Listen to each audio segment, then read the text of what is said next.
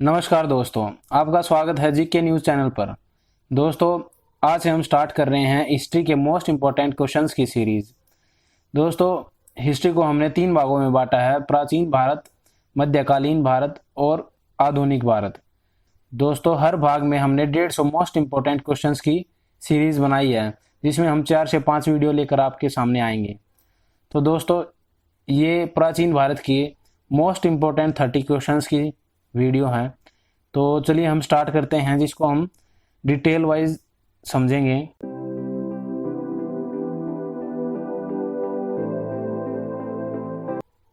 चलिए स्टार्ट करते हैं। पहला क्वेश्चन, विशाल स्नानागार कहाँ मिला था? तो बताइए। मोहनजोदड़ो में। मैं आपको इसकी पिक दिखा रहा हूँ। ये था विशाल स्नानागार, देखिए। और ये मोहनजोदारो शहर में मिला था। ये एक तरह से इसका मैप है हमारे पास। नगरीय सभ्यता थी तो इस वजह से काफ़ी अच्छे से बनाया गया है इसको। चलिए दूसरा क्वेश्चन देख लेते हैं। सिंधु घाटी में किस तरह की मूर्ति पाई गई थी? इसका आंसर है नृत्य करती हुई बालिका की। चलिए नेक्स्ट क्वेश्चन देखते हैं। प्राचीन इतिहास में उन 16 महाजनपदों में से किस राज्य ने सबसे पहले युद्ध में हाथियों का इस्तेमाल किया था? तो दोस्तों, मगध ने किया था। ये पूरे 16 महाजनपदों की पिक है, इसमें आप देख सकते हैं। दोस्तों, ये जो मगध राज्य था, ये सबसे शक्तिशाली राज्य था इन 16 महाजनपदों में, क्योंकि उस समय क्या था कि इसके दोनों तरफ से नदियां जाती थी और विंध्य हिमाचल श्रेणी वो इसके बिल्कुल नज़दीक से यहाँ से जाती थी। तो युद्ध में वो जानवरों का इस्तेमाल करते थे और खेतीबाड़ी के लिए नदियों का इस्तेमाल करते थे। तो ये काफ़ी जो है विकसित राज्य हुआ करता था। तो ये शक्तिशाली इसलिए भी माना गया था। तो चलिए नेक्स्ट क्वेश्चन देखते हैं।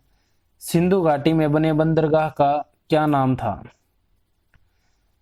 तो दोस्तों, ये था लोथल। आप देख सकते हैं काफ़ी साइंटिफिक तरीके से इन्होंने जो है बंदरगाह को बनाया। काफ़ी विकसित सिंधु घाटी की सभ्यता थी ये। तो चलिए नेक्स्ट देखते हैं। सिंधु घाटी की अर्थव्यवस्था किस पर आधारित थी? दोस्तों, कृषि पर थी। चलिए नेक्स्ट है। सिंधु घाटी के घर किससे बने हुए थे? ईंटों से। देखिए, आप देख सकते हैं इस पिक में एक तरह से आज के वक्त के हिसाब से इन्होंने अपने गलियां, नालियां, पक्के घर सब विकसित था यहाँ पर। तो चलिए नेक्स्ट देखते हैं। हड़प्पा सभ्यता में इनमें से किस धातु की खोज नहीं की गई थी? ये तो आपको पता होगा सबको, लोहे की खोज नहीं की गई थी। प्रसिद्ध गायत्री मंत्र किस वेद से लिया गया है? ऋग्वेद से। दोस्तों, एक क्वेश्चन और आता है ऋग्वेद से रिलेटेड कि सबसे पुराना वेद कौन सा है? तो वो ऋग्वेद है और इसमें 1028 सूक्त है। ये भी क्वेश्चन पूछ लिया जाता है कई बार। चलिए नेक्स्ट क्वेश्चन है। पंजाब के किस राजा ने ग्रीक शासक सिकंदर के साथ झेलम नदी पर युद्ध लड़ा था? तो दोस्तों बताइए। आंसर है पोरस।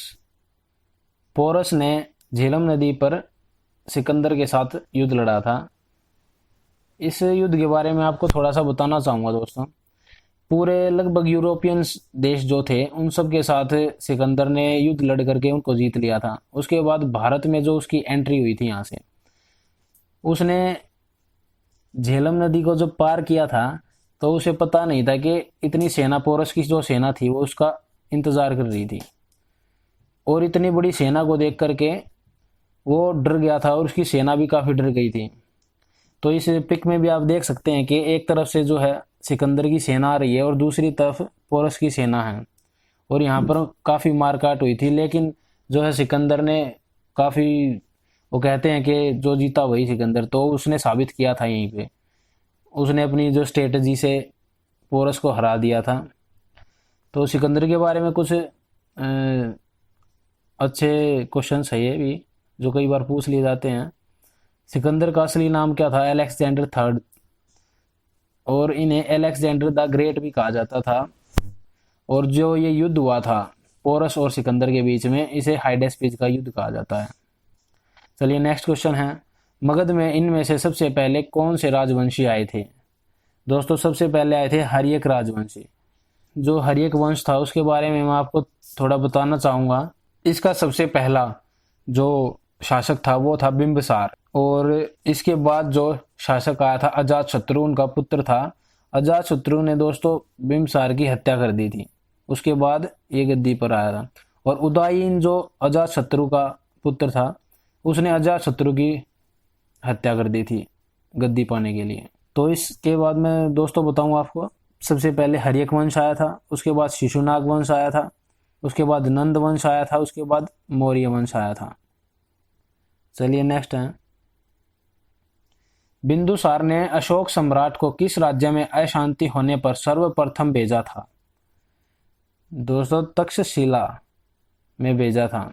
नेक्स्ट है, देवा नाम प्रिय के नाम से किसे जाना जाता है? अशोक, सम्राट अशोक को जाना जाता है देवा नाम प्रिय के नाम से। ये क्वेश्चन काफी इंपॉर्टेंट है, काफी बार आ चुका है ये एसएससी में। नेक्स्ट है, चंद्रगुप्त मौर्य ने अपने अंतिम दिन कहाँ गुजारे थे? तो पता है तो दोस्तों कमेंट करके बताइए। श्रवण बेलगोला में। दोस्तों इन्होंने जैन धर्म अपना लिया था अपने आखिरी वक्त पर। नेक्स्ट है, मौर्य दरबार में से ग्रीक के राजदूत का क्या नाम था? मेगास्थनीज।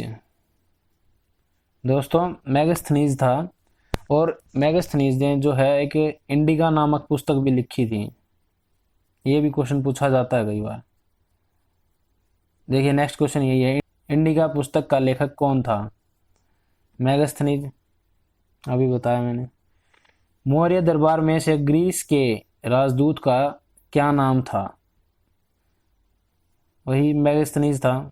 नेक्स्ट है, अशोक सम्राट ने किस बौद्ध साधु को अपना गुरु माना और उनसे प्रभावित होकर बौद्ध धर्म अपनाया था? तो ये भी इम्पोर्टेंट है, उपगुप्त जी को।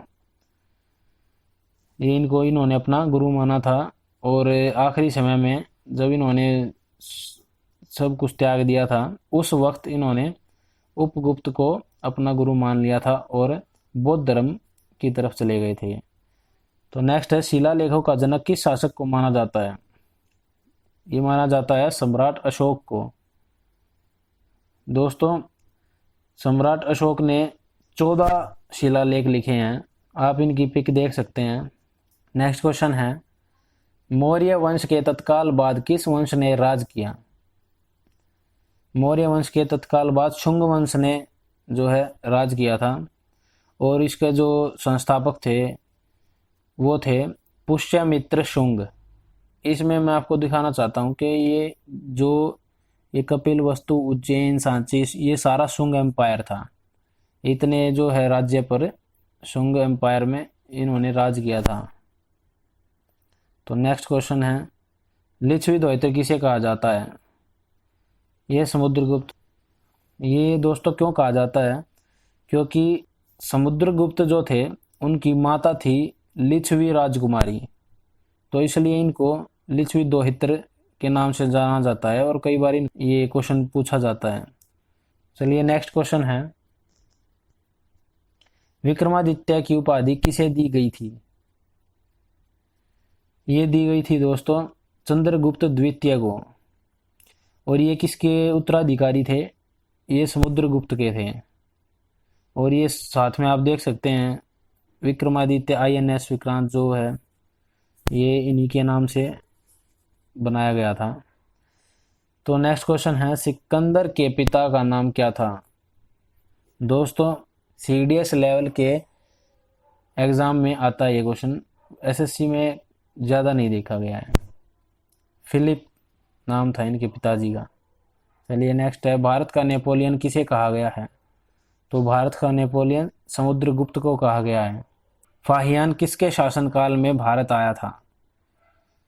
चंद्रगुप्त द्वितीय के शासनकाल में आया था। दोस्तों जो ये चंद्रगुप्त द्वितीय थे विक्रमादित्य, इनके दरबार में 9 रत्न थे। दोस्तों आपने आज तक सुना होगा कि अकबर के दरबार में 9 रत्न थे, आपने उनके बारे में सुना होगा, लेकिन ये विक्रमादित्य के दरबार में भी 9 रत्न थे। ये आप जिनके नाम भी आप देख सकते हो इन पे स्क्रीन पे। चलिए नेक्स्ट क्वेश्चन देखते हैं।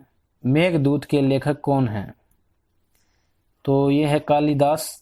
चलिए नेक्स्ट क्वेश्चन है, वराहमिहिर कौन थे? ये एक खगोल शास्त्री थे। दोस्तों ये जो कालिदास थे, वराहमिहिर थे और आर्यभट्ट थे, ये सब किन के कार्यकाल में थे? ये चंद्रगुप्त द्वितीय के कार्यकाल में थे। चलिए नेक्स्ट क्वेश्चन है, ऋग्वैदिक आर्यों का सर्वाधिक किया जाने वाला व्यवसाय क्या था? तो इनका व्यवसाय था पशुपालन। तो नेक्स्ट है, इनमें से कौन सा बौद्ध ग्रंथ 16 महाजनपदों का उल्लेख करता है? इसके लिए मैं आपको एक ट्रिक बता रहा हूँ।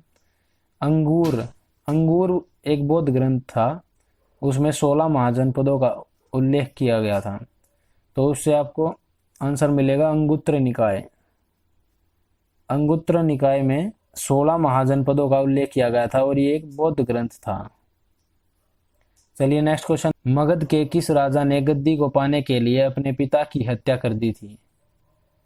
तो ये मैंने स्टार्टिंग में बताया था आपको, अजातशत्रु ने गद्दी को पाने के लिए अपने पिताजी की हत्या कर दी थी। दोस्तों इनका पुत्र जो था उदयन, उन्होंने इनकी हत्या कर दी थी। और एक क्वेश्चन और बताना चाहता हूं मैं, उदयन ने गंगा और सोन नदियों के संगम पर पाटलिपुत्र नगर की स्थापना की थी, जो बाद में जाकर के अभी पटना बन चुका है। तो इस पाटलिपुत्र नगर की स्थापना की थी उदयन ने।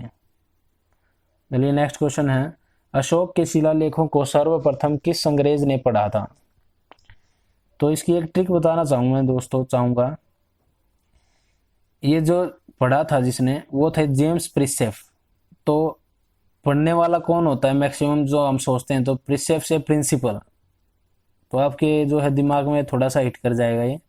और इसकी खोज किसने की थी? फैन थेलर ने। जो डी ऑप्शन है, फैन थेलर ने शिलालेखों की खोज की थी। तो चलिए दोस्तों, आज की वीडियो ख़त्म हुई। हमारे चैनल को सब्सक्राइब ज़रूर करें दोस्तों, ऐसी वीडियोज़ को देखने के लिए। और हमने आगे 4 से 5 वीडियो बनाई हैं, तो दोस्तों उनको ज़रूर देखें। आपका एक भी क्वेश्चन नहीं रहेगा प्राचीन इतिहास से संबंधित। दोस्तों हमारी वीडियो को लाइक और शेयर करना ना भूलें। चलिए दोस्तों, जय हिंद, जय भारत।